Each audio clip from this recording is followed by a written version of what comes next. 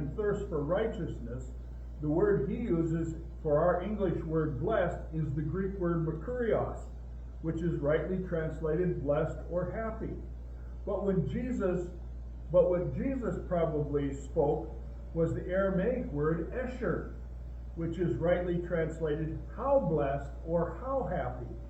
The difference between those two is subtle, but it's important. Esher is kind of a comparative word. It's like comparing one thing to another. David uses the word esher in Psalm 1:1 when he says, "How blessed is the man who does not walk in the counsel of the wicked." David is comparing the man who receives godly counsel with the man who receives counsel that is not godly. What Jesus was saying in Matthew 5:6 is, how blessed or how happy are those who hunger and thirst for righteousness compared to those who do not hunger and thirst for righteousness. Jesus is saying that those who hunger and thirst for righteousness will be satisfied, but those who do not hunger and thirst for righteousness will never be satisfied. And lastly, we need to look at what Jesus meant when he spoke of righteousness. Today we live in a culture that thinks right behavior is relative. Right is whatever we think it is. We are told that the people in the days of the judges did what was right in their own eyes, and they and their actions were condemned by God. So what is right behavior? My friends, I would like to get just a little technical here.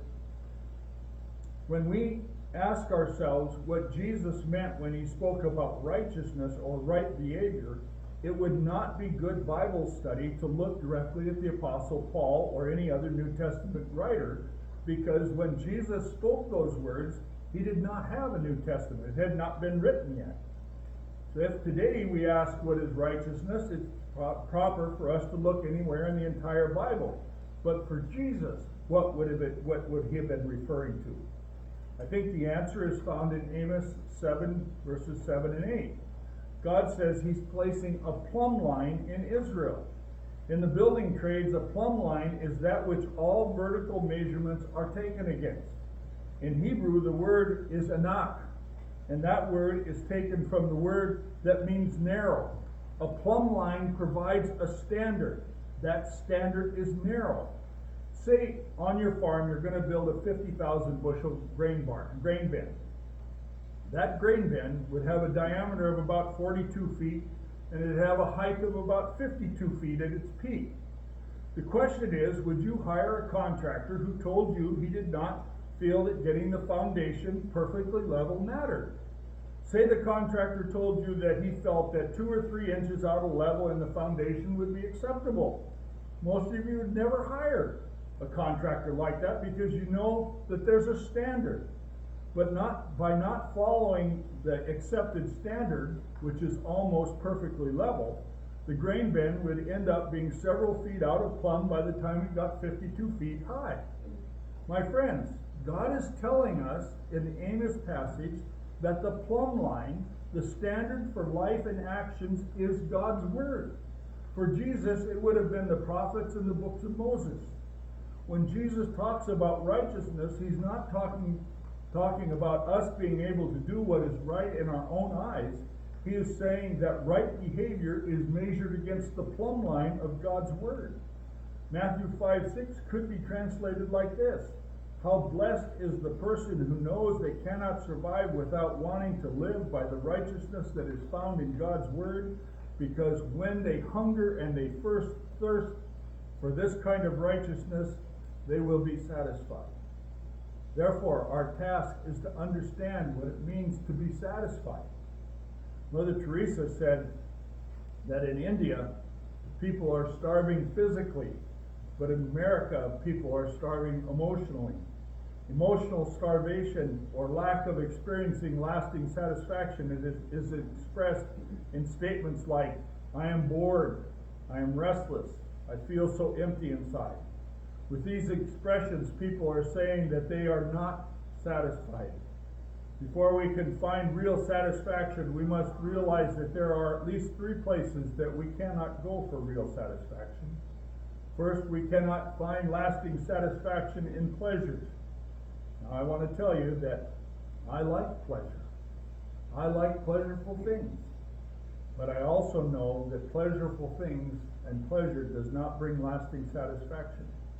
Ecclesiastes 1:8 says this, all things are wearisome. Man is not able to tell it. The eye is not satisfied with seeing, nor is the ear filled with hearing. Ecclesiastes is saying that true satisfaction does not come by seeking pleasures. We can look and never get enough. The window shopper is never satisfied. We can listen and then we can listen some more, but we will never hear enough. People will try anything to be satisfied.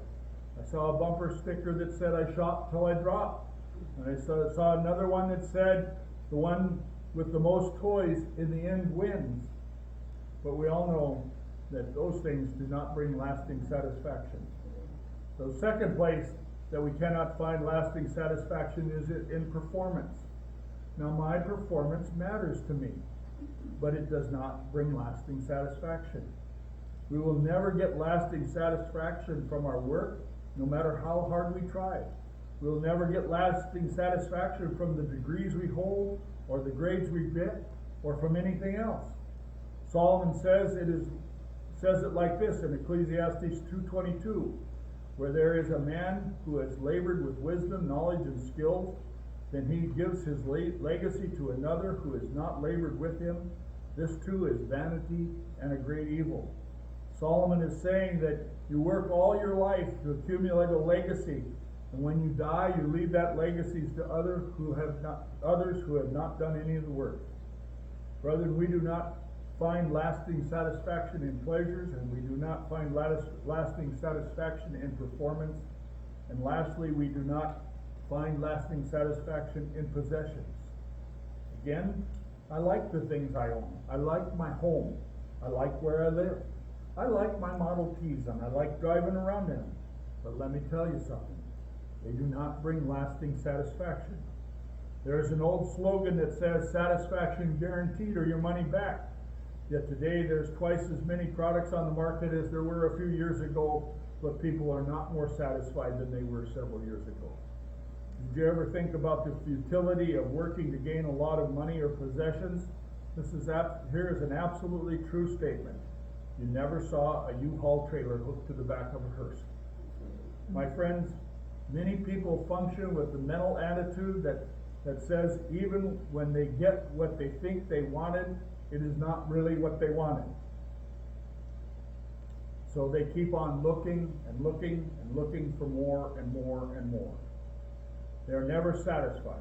Ecclesiastes 5:10 says, he who loves money will not be satisfied with money, nor he who loves abundance with its income. Money and the things it will buy will not solve life's problems, and money and the things it will buy will not bring lasting satisfaction.